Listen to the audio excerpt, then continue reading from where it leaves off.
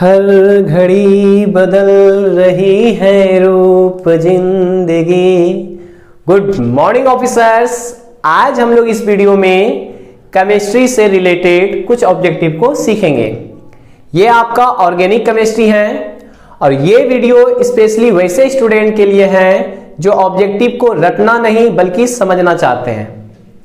ये ऑर्गेनिक का वैसा टॉपिक है जो बिना समझे आप इसे हल नहीं कर सकते हैं, इसका आंसर आप डायरेक्ट नहीं बता सकते हैं।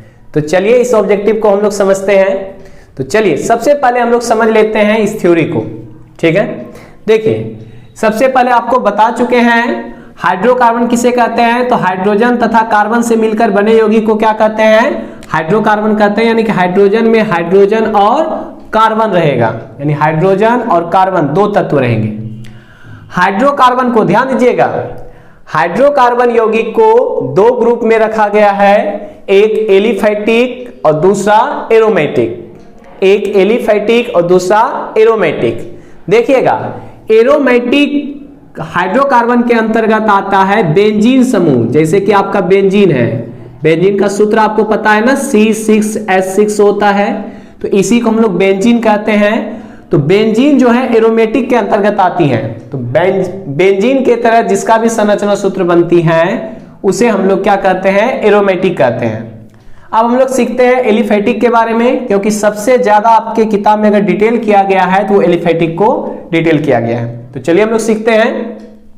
सबसे पहले जान लीजिए एलिफैटिक को भी दो वर्गों में रखा गया है, एक संतृप्त हाइड्रोकार्बन और दूसरा असंतृप्त हाइड्रोकार्बन। एक संतृप्त हाइड्रोकार्बन और दूसरा असंतृप्त हाइड्रोकार्बन।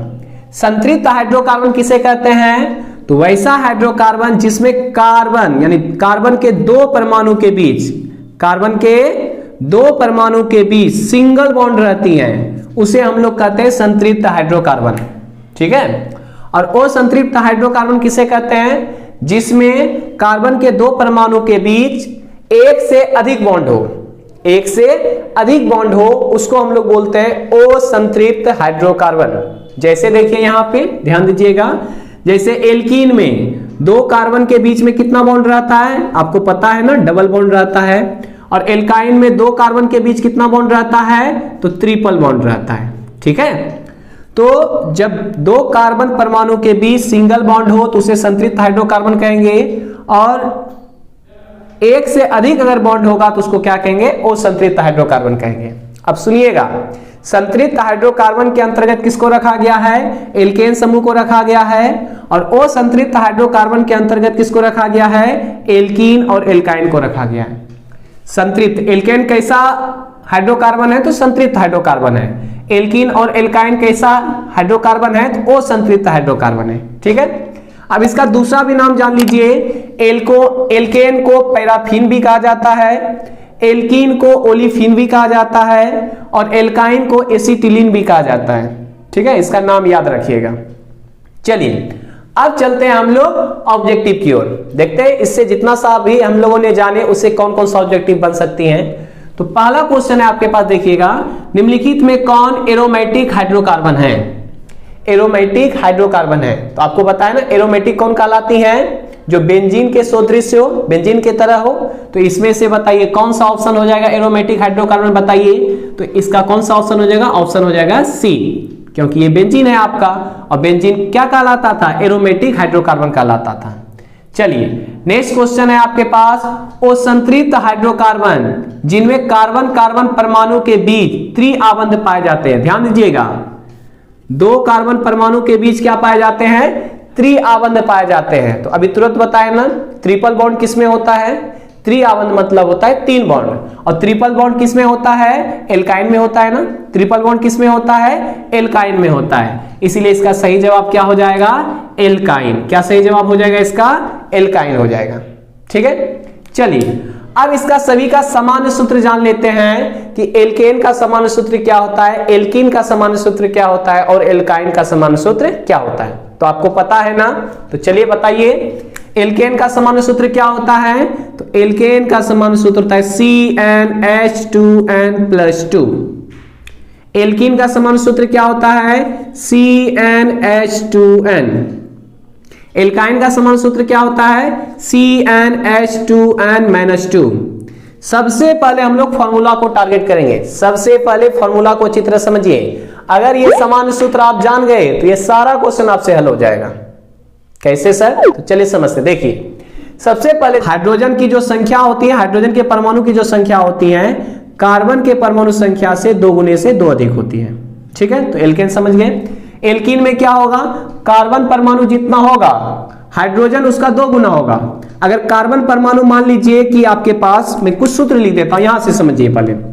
एल्केन में मैंने क्या बताया कि कार्बन की जितनी भी संख्या होगी हाइड्रोजन उसके 2 गुने से 2 अधिक होगा। मान लीजिए कार्बन में परमाणु की संख्या 3 है, तो हाइड्रोजन इसमें कितना होगा?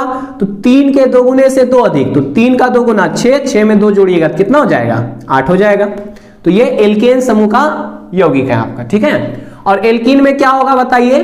कार्बन की परमाणु संख्या जितनी होगी उससे 2 गुना होगा हाइड्रोजन। जैसे देखिए, मान लीजिए कार्बन के परमाणु की संख्या 2 है, तो हाइड्रोजन कितना होगा? तो इससे 2 गुना, तो 2 गुना कितना हो जाएगा? 4 हो जाएगा। उसी प्रकार से मान लीजिए कार्बन की संख्या अगर 3 है, कार्बन के परमाणु की संख्या अगर 3 है, तो हाइड्रोजन कितना होगा? उसका 2 गुना होगा, तो कितना हो जाएगा? 6 हो जाएगा। तो ये किसका यौगिक कहलाएगा? एल्कीन समूह का यौगिक कहलाएगा। और एल्काइन में क्या होता है? देखिए ध्यान से, कार्बन की संख्या जितना होगा हाइड्रोजन की संख्या उसके 2 गुने से 2 कम होगा। कार्बन की संख्या जितनी होगी हाइड्रोजन की संख्या उसके 2 गुने से 2 कम होगा। मान लीजिए कार्बन की संख्या आपके पास कितना है? 4 है। ठीक है, तो हाइड्रोजन कितना होगा? तो इसके 2 गुने से 2 कम, तो 4 का 2 गुना 8, 8 में 2 कम कीजिएगा, तो 8 में 2 कम कीजिएगा कितना हो जाएगा? 6 हो जाएगा। उसी तरह मान लीजिए कि अगर कार्बन की संख्या 3 है तो हाइड्रोजन कितनी होगी? तो उसके 2 गुना से 2 कम होगा, तो 3 का 2 गुना हो गया 6, 6 में 2 कम कीजिएगा तो 4 हो जाएगा। अगर मान लीजिए कार्बन की संख्या 2 है तो हाइड्रोजन कितना होगा बताइए? तो इसके 2 गुना से 2 कम, तो 2 का 2 गुना कीजिएगा 4, 4 में 2 कम कीजिएगा तो कितना हो जाएगा? 2 हो जाएगा। तो ये सब यौगिक किसका है? एल्काइन का है। यदि आपने ये समझ लिया तो ये सारा क्वेश्चन बन जाएगा। फिर से रिपीट करता हूं, एल्केन का समान सूत्र क्या होता है? CnH2n+2 होता है। एल्कीन का समान सूत्र होता है CnH2n। एल्काइन का समान सूत्र होता है CnH2n-2। यानी कि एल्केन में कार्बन जितना होगा हाइड्रोजन उसके 2 गुना से 2 अधिक होगा। एल्कीन में कार्बन जितना होगा हाइड्रोजन उसका 2 गुना होगा, और एल्काइन में कार्बन जितना होगा हाइड्रोजन इसके 2 गुना से 2 कम होगा। 2 गुना से 2 कम होगा। तो चलिए अब ऑब्जेक्टिव हम लोग बनाते हैं। देखिए पहला क्या है? एल्केन का समान सूत्र है। एल्केन का समान सूत्र है, अभी तुरंत तो बताया आपको। एल्केन का समान सूत्र क्या होता है? CnH2n+2। तो देखिए इनमें से चुनिए CnH2n+2 कहां पे है? तो ऑप्शन नंबर आपके पास सी है। सी में क्या है? CnH2n+2। ठीक है, नेक्स्ट क्वेश्चन है आपके पास, CnH2n किसका समान सूत्र है? CnH2n किसका समान सूत्र है? तो चुनिए CnH2n, यानी कि कार्बन जितना है हाइड्रोजन उसका 2 गुना है, तो हाइड्रोजन 2 गुना किसमें था? एल्कीन में ना। तो इसका मतलब ये किसका समान सूत्र है? एल्कीन का है। तो ऑप्शन हो जाएगा कौन सा? बी। नेक्स्ट है एल्काइन कौन सा है? एल्काइन में सबसे पहले क्या बताए थे? कार्बन जितना रहेगा हाइड्रोजन उसके 2 गुना से 2 कम होगा। तो देखिए किसमें हाइड्रोजन जो है कार्बन के 2 गुना से 2 कम है। तो देखिए यहाँ पे 2 कार्बन है, तो हाइड्रोजन होना चाहिए 2 गुना से 2 कम, तो 2 गुना कीजिए 4 होगा, उससे 2 कम कीजिएगा तो 2 होगा। तो C2H2 होना चाहिए, तो ये तो नहीं होगा। C2H2 होना चाहिए, भी नहीं है। इसमें देखिए ना, सी नंबर ऑप्शन देखिए, इसमें देखिए कार्बन 2 है ना, हाइड्रोजन 2 गुना से 2 कम है कि नहीं? तो कार्बन 2 है तो हाइड्रोजन होना चाहिए 2 दूना 4, और 4 में 2 कम कीजिएगा कितना होगा? 2 ही होगा। तो C2H2 इसका सही जवाब हो जाएगा। एल्काइन कौन है इसमें? C2H2 है। इसके बाद अगला देखिए, एल्काइन श्रेणी के सदस्यों का समान सूत्र होता है। एल्काइन का समान सूत्र आपको बताना है, तो अभी तुरंत बताएं। एल्काइन का समान सूत्र क्या होता है? CnH2n-2। तो चुनिए इसमें से, तो इसका ऑप्शन नंबर देखिए, ये है CnH2n, बी में है CnH2n+2, सी में है CnHn, और ऑप्शन नंबर डी में आपका क्या है? CnH2n-2। तो इसका सही जवाब क्या हो जाएगा? CnH2n-2। क्वेश्चन नंबर 7 है आपके पास, कौन सा कार्बन यौगिक सबसे अधिक अभिक्रियाशील है? क्वेश्चन नंबर 7 है आपके पास, कौन सा कार्बनिक यौगिक सबसे अधिक अभिक्रियाशील है? इनमें से सबसे ज्यादा अभिक्रियाशील कौन होगा? तो तो देखिए ना, क्वेश्चन देख करके, ऑप्शन देख करके आप बता तो नहीं सकते हैं ना। सबसे पहले आपको थ्योरी पता होना चाहिए। तो थ्योरी क्या जानिए, यहां पे देखिए, याद रखिएगा कि एल्केन से भी अधिक अभिक्रियाशील कौन होता है? आपका एल्कीन होता है। एल्केन समूह से भी अधिक अभिक्रियाशील कौन होता है? एल्कीन होता है। ठीक है, एल्केन समूह में जो भी यौगिक होती हैं वो लगभग में अस्थाई ही होती हैं। अस्थाई मतलब कम अभिक्रियाशील होती है। ठीक है, जबकि एल्कीन समूह का जो यौगिक होता है वो अधिक अभिक्रियाशील होता है। तो एल्कीन समूह का जो भी यौगिक होगा वो अधिक अभिक्रियाशील होगा। तो देखते हैं ऑप्शन में से, जो एल्केन का होगा वो कम अभिक्रियाशील होगा, जो एल्कीन का होगा वो अधिक अभिक्रियाशील होगा। तो ध्यान दीजिएगा, इसमें से ऑप्शन चुनिए। तो देखिए तो कौन सा यौगिक जो है एल्केन समूह का है और कौन सा यौगिक एल्कीन समूह का है। तो जो एल्कीन समूह का होगा वो अधिक अभिक्रियाशील होगा।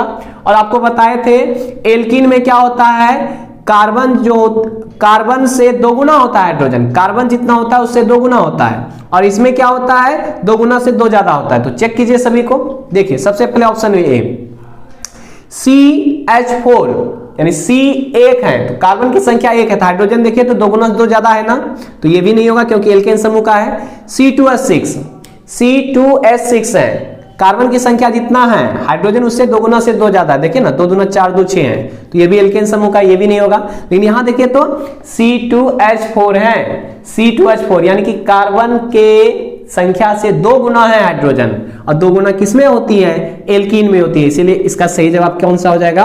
Option C. डी भी देख सकते हैं, अगर कार्बन 3 है तो इसके 2 गुना से 2 ज्यादा है, तो ये भी पॉसिबल नहीं है। चलिए option number 8, sorry question number 8 है आपके पास। कह रहा है कौन सा हाइड्रोकार्बन सबसे सरल यौगिक है? कौन सा हाइड्रोकार्बन सबसे सरल यौगिक है, यानी इनमें से सबसे सरल यौगिक कौन है? तो सभी का सूत्र आपको पता होना चाहिए पहले, तो सूत्र देख लीजिए, मैं बता देता हूं अभी, फिर बनाने के लिए भी आपको सिखाएंगे। मीथेन का सूत्र होता है CH4, इथेन का सूत्र होता है C2, 2 गुना से 2 ज्यादा करो, 2 गुना से 2 ज्यादा करो, तो 2 दूना 4, 2 कितना हो जाएगा? 6। C3 तो 2 गुना 2 ज्यादा कीजिए तो 3 दूना 6, 2 8 हो जाएगा। ठीक है, 4 लीजिए तो 4 दूनी 8, 2 10 हो जाएगा। तो ये जो सूत्र होता है ये मीथेन का सूत्र है। मीथेन बोलिए या मेथेन बोलिए, ये इथेन का सूत्र है। इथेन बोलिए या एथेन बोलिए इसे। ये प्रोपेन का सूत्र है, मेथेन, एथेन, प्रोपेन, और ये ब्यूटेन का सूत्र है। तो इसमें सबसे सरल यौगिक कौन दिख रहा है आपको? देखिए तो जरा सा, जिसमें कार्बन के परमाणु की संख्या कम हो वही ना सरल होगा। तो सबसे सरल यौगिक कौन है आपका? CH4 है। तो यही चुनना है आपको कि कौन सा हाइड्रोकार्बन सबसे सरल यौगिक है। तो सबसे सरल कौन है आपका? CH4 है, यानी मीथेन है। तो इसका सही जवाब हो जाएगा मीथेन। आगे निम्न में से कौन सा असंतृप्त हाइड्रोकार्बन है? तो आपको क्या बताए थे? असंतृप्त। तो असंतृप्त इन दोनों कंडीशन में होगा। अगर कार्बन से हाइड्रोजन 2 गुना होगा तो भी असंतृप्त होगा, अगर कार्बन के 2 गुने हाइड्रोजन से 2 कम होगा तो भी असंतृप्त होगा। तो चेक कीजिए इसमें से जरा सा, देखते हैं कौन संतृप्त कौन असंतृप्त है। तो देखिए CH4 2 गुना से 2 ज्यादा है नाइट्रोजन, तो ये एल्केन समूह में आएगा, और एल्केन तो संतृप्त कहलाती है। 2 गुना से 2 ज्यादा यहां भी है, तो ये भी पॉसिबल नहीं है क्योंकि ये भी किसमें आती है? एल्केन समूह में आती है। लेकिन यहां देखिए 2 गुना है, यहाँ पे कार्बन 2 है और हाइड्रोजन 2 गुना है, तो कार्बन जितना रहेगा उससे अगर 2 गुना हाइड्रोजन रहेगा तो उसको एल्कीन समूह में रखेंगे, और एल्कीन कैसा है? वो संतृप्त हाइड्रोकार्बन है, इसलिए इसका सही जवाब क्या हो जाएगा? Option C. ठीक है, तो इस सभी थ्योरी को आप नोटबुक में नोट कर लीजिए। इससे नेक्स्ट जो ऑब्जेक्टिव है वो हम लोग नेक्स्ट वीडियो में पढ़ेंगे। तब तक के लिए जय हिंद।